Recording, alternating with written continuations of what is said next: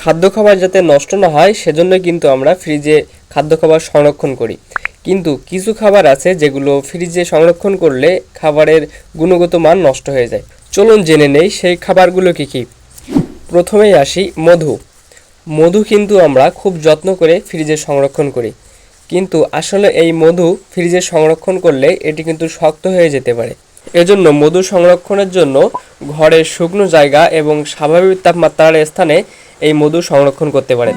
এরপর থাকছে পেঁয়াজ। পেঁয়াজ কিন্তু আমরা প্রয়োজন অনুযায়ী ফ্রিজে সংরক্ষণ করে থাকি। এই পেঁয়াজ যদি ফ্রিজে সংরক্ষণ করা হয় তাহলে কিন্তু পেঁয়াজের আর্দ্রতা কমে পেঁয়াজ নরম হয়ে যায়।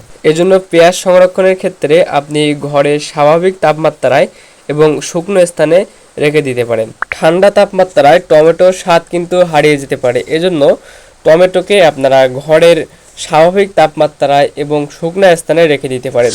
পাকা কলা যদি ফ্রিজে সংরক্ষণ করেন তাহলে কিন্তু পাকা কলার যে খোসা এটা কিন্তু বাদামি রঙের হয়ে যায়। এজন্য আপনি এটি সংরক্ষণের জন্য আপনি ঘরের স্বাভাবিক তাপমাত্রাকে বেছে নিন।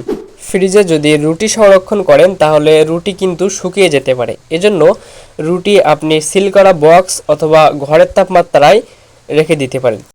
এরপরে রসুন কিন্তু ফ্রিজে রাখলে রসুনের গুণাগুণ এবং এর ফ্লেভার নষ্ট হয়ে যায়। এজন্য রসুন সংরক্ষণের জন্য ঘরের যে কোনো জায়গায় কাগজে মুড়িয়ে রেখে দেন। ফ্রিজে কখনো কফি সংরক্ষণ করবেন না, অতিরিক্ত ঠান্ডায় কফির স্বাদ নষ্ট হয়ে যায়। এটি আপনি বাইরে কোনো জায়গায় স্বাভাবিক তাপমাত্রায় শুকনো স্থানে কোনো আবদ্ধ বক্সে এটি সংরক্ষণ করতে পারেন। এই ছিল সর্বশেষ। ভিডিওটি ভালো লাগলে এবং আপনার যদি কোনো উপকারে আসে তাহলে ভিডিওটিতে অবশ্যই একটি লাইক দিবেন। এসি ফ্রিজ রিলেটেড এরকম টিপস পেতে এবং এসি ফ্রিজের বিভিন্ন সমস্যার সমাধান জানতে চ্যানেলটি সাবস্ক্রাইব করে পাশে থাকতে পারেন। ধন্যবাদ সবাইকে।